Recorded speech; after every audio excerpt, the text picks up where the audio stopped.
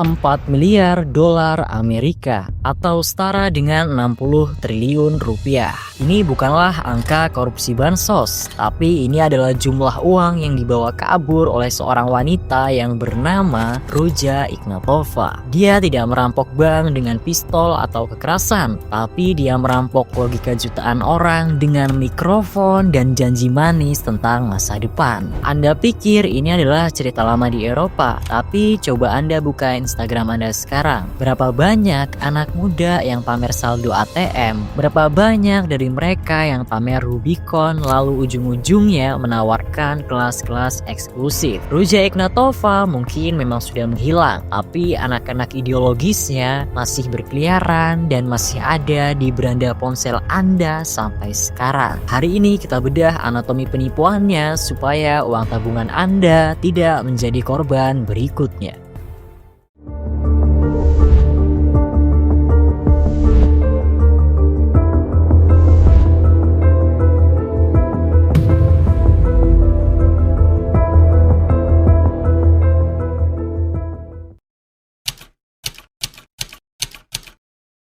Kita harus luruskan satu hal, bahwa penipu ulung tidak pernah terlihat seperti seorang penipu. Jika bayangan Anda tentang kriminal adalah preman bertato di terminal, selamat, Anda adalah mangsa yang empuk bagi mereka. Ruja Ignatova adalah sebuah anomali di kasus kali ini, karena faktanya dia punya gelar PhD dalam hukum internasional. Dia juga lulusan Oxford dan dia juga mantan konsultan di McKinsey, salah satu firma konsultan paling elit yang ada di dunia. Kredibilitasnya nggak perlu ditanyakan lah ya, cukup sempurna. Di atas kertas, wanita ini lebih pintar dari saya dan jauh lebih pintar dari Anda semua. Dan inilah yang kita sebut dengan authority bias, di mana otak kita diprogram untuk tunduk pada orang yang terlihat sukses. Saat kita melihat jas mahal dan mendengar istilah-istilah Inggris yang rumit, terkadang kala logika kita mati dan kita mulai berhenti bertanya dan mulai mengiyakan segalanya. Sekarang kita tarik benang merahnya ke Indonesia. Lihatlah para sultan-sultan dadakan ini. Polanya cukup identik kan ya. Mereka nggak pernah menjual produk, tapi mereka menjual narasi. Narasi bahwa menabung itu cara lama yang bodoh, dan narasi bahwa jika Anda miskin itu adalah salah mindset Anda, bukan salah sistem ekonominya. Dan narasi bahwa kripto adalah satu-satunya tiket keluar dari kemiskinan. Dan Ruja menjual narasi Bitcoin killer. Dia bilang Bitcoin itu lambat, rumit, dan lain sebagainya. Dan ujung-ujungnya dia menawarkan sebuah solusi, yaitu OneCoin, sebuah koin kripto yang ia ciptakan sendiri. Di sini narasinya Ruja adalah untuk mendoktrin mereka bahwa sistem pendidikan telah menipu Anda. Bekerja adalah sebuah perbudakan dan kripto adalah satu-satunya jalan keluar menuju kebebasan. Dan para guru lokal di Indonesia ini, apakah mereka benar-benar jago trading atau mereka hanya jago jualan kelas membership? Ada pepatah lama di dunia gold rush yang mengatakan saat semua orang sibuk menggali emas, jadilah orang yang menjual skop. Dan Ruja Ignatova menjual skop itu seharga ribuan euro. Dan di Indonesia, skop itu dijual dalam bentuk akademi atau kelas-kelas VIP. Lalu pertanyaannya, jika mereka sudah sebegitu kayanya dari trading atau tambang emas kripto, kenapa mereka masih butuh uang pendaftaran Anda yang receh itu?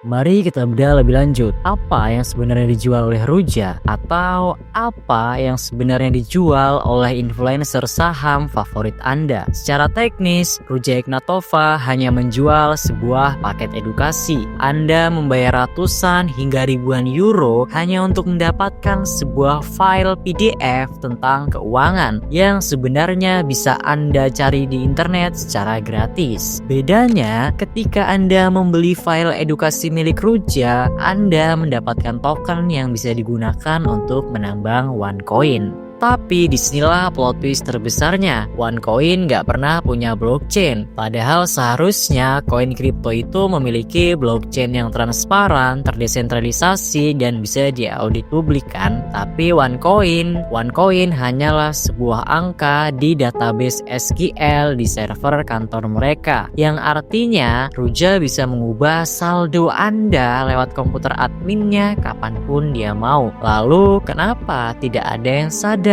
Kenapa jutaan orang termasuk dokter, pengacara, dan insinyur tetap menyetor uang mereka? Jawabannya karena Ruja tidak lagi bermain di ranah logika. Dia sudah bermain di ranah teologi. Dia menciptakan sebuah ilusi yang saya sebut sebagai family illusion. Mari perhatikan mekanismenya. Ini sama persis dengan taktik guru kripto ataupun mentor bisnis yang ada di Indonesia. Mereka semua menciptakan mentalitas kita versus mereka. Bayangkan jika ada ahli IT yang membongkar bahwa OneCoin itu palsu, Ruja nggak akan ngejawab dengan data teknis yang rumit dan berbelit-belit. Dia akan bilang, ya mereka itu haters, mereka itu iri, dan mereka takut Bitcoin akan hancur, atau kalimat-kalimat lainnya yang terdengar diplomatis. Dan di Indonesia, polanya juga sama. Saat ada orang kritis yang bertanya, jawaban para membernya selalu sama. Dasar mental miskin, dasar nggak paham visi masa depan, dan lain sebagainya. Dan ini kita sebut dengan gaslighting massal, di mana korban dilatih untuk membenci orang yang justru ingin menyelamatkan mereka. Ironinya, sistem ini selalu membutuhkan darah segar yang baru karena mereka menggunakan skema penipuan paling terkenal yang ada di dunia, yaitu skema Ponzi, di mana uang member baru dipakai untuk membayar profit member lama, dan sisanya tentu saja masuk ke kantong Ruja. Dan mungkin sebagian dari Anda pernah merasa jenius karena investasi Anda naik 300% dalam sebulan, padahal aset realnya nggak pernah ada.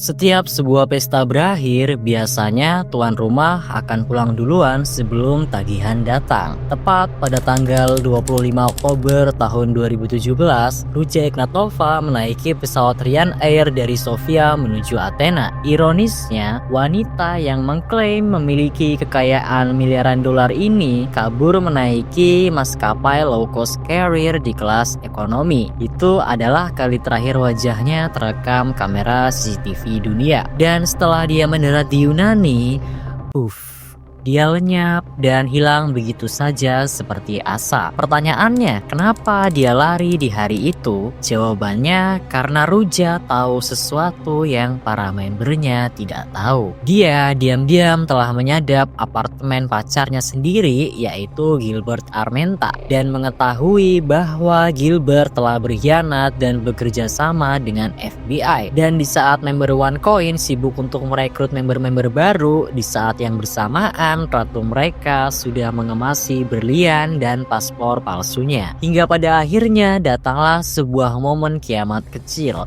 di mana website OneCoin tiba-tiba down, bursa penukaran internal ditutup, dan penarikan mulai dipersulit. Dan ketika para membernya panik, alasannya selalu klasik, maintain sistem lah, update server lah, atau persiapan IPO, dan lain sebagainya. Mari kita lihat skenario yang sama di Indonesia. Saat sebuah token artis atau proyek kripto lokal mulai rakpol, biasanya gejalanya selalu sama. Harga token yang mulai terjun bebas, grafik merah panjang yang menembus lantai, dan penarikan yang mulai sulit. Dan yang terakhir, sekaligus yang paling menjijikan, sang mentor mulai cuci tangan. Influencer yang kemarin berteriak all in, beli koin ini, beli koin itu, tiba-tiba menghapus jejak digitalnya. Dan di saat membernya mulai bertanya-tanya, jawabannya cukup diplomatis. Ingat ya, high risk, high return. Jangan pakai uang dapur, dan lain sebagainya. FBI memasukkan Ruja ke daftar 10 buronan paling dicari di dunia. Kepalanya dihargai jutaan dolar bagi siapa saja yang dapat membantu melacak keberadaannya. Tapi misterinya, per detik ini video ini diupload, Ruja belum pernah ditemukan. fakta yang jelas adalah bahwa Ruja telah kabur dengan uang miliaran dolarnya yang sudah dicuci bersih lewat bank-bank di Dubai dan Kepulauan Cayman. Sementara Anda ditinggalkan dengan tumpukan utang, cicilan yang menumpuk, dan rasa malu karena telah mengajak keluarga Anda masuk ke dalam lubang yang sama. Dan kenyataan pahitnya, mereka sebenarnya tidak pernah mencuri uang Anda dengan paksa. Anda sendirilah yang memberikannya secara sukarela. Mereka hanya menjual tiket pertunjukan, dan sekarang pertunjukannya telah usai.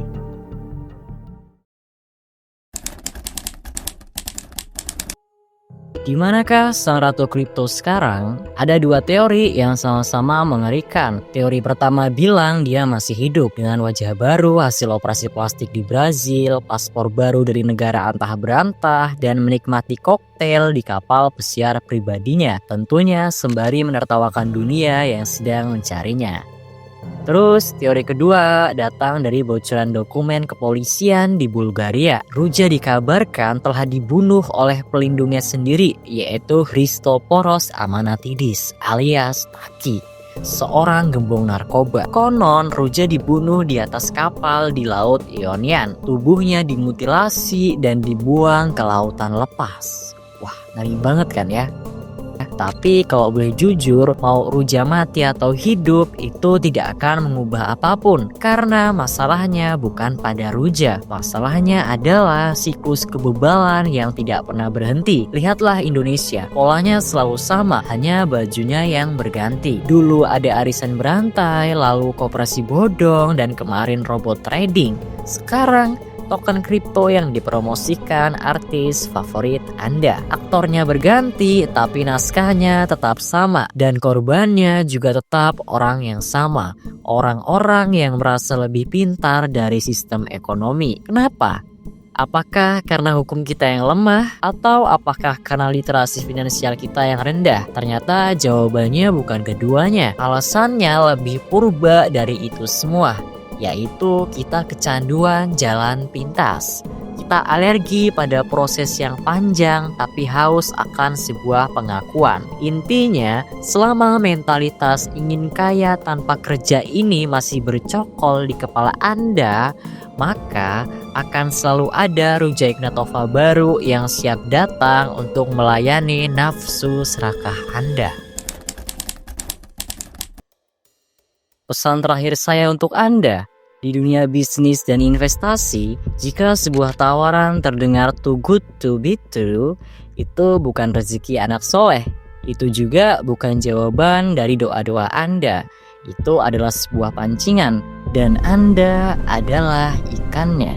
Gunakan logika atau Anda yang akan jadi arsip berikutnya.